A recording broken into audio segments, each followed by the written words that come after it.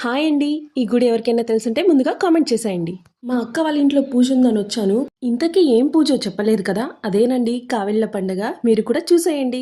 దేవుడికి హారతి ఇచ్చేసి కొబ్బరికాయ కొట్టి తీర్థాలు పంచామృతము తీసుకున్నాము.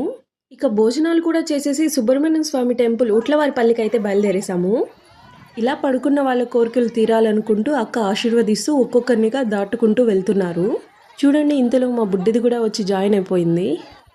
అలా అందరినీ హరోం హరా అంటూ అక్కలు దీవిస్తూ దాటేశారండి అందరినీ. అలానే ఆటోలో స్టార్ట్ అయిపోయాం. చూడండి మా బుడ్డికి పాటలు పాడుకుంటూ ఎలా ఎంజాయ్ చేస్తుందో.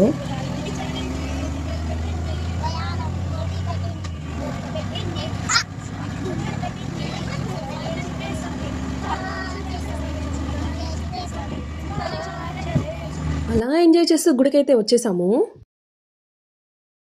అర్చన టికెట్ తీసుకుని స్టార్ట్ అయిపోయాము. ఇక్కడ చూస్తే చాలా జనాలు ఉన్నారు. భయం వేసింది, తొందరగా అవుతుందో అవ్వదో ఆ దర్శనం అని. అలా పైకి వెళ్ళిపోతున్నాం ఫాస్ట్గా. మా పాపకు కూడా హరోం హరా అనుకుంటూ చాలా స్పీడ్గా ఎక్కేస్తుంది స్టెప్స్. అలా పైకి ఎక్కేసామండి. చూడ్డానికి వ్యూ చాలా బాగుంది. ఒకసారి మీరు కూడా చూసేయండి. అలా తెచ్చుకున్న కావాలని దేవుడికి సమర్పించుకొని కొబ్బరికాయ కొట్టుకొని హారతి అయితే తీసేసుకున్నాము. తర్వాత అక్కడే గుడిలో ఉన్న స్వామికి అర్చన టికెట్ ఇచ్చి అయితే అర్చన చేపించుకున్నాము. పక్కనే మెయిన్ గుడి ఉందండి, అక్కడ కూడా దర్శనం చేసుకొని రిటర్న్ అయితే స్టార్ట్ అయిపోయాను. ఈ గుడికి నేను 9 years బ్యాక్ వచ్చినానండి, మళ్ళీ ఇదే రావడం.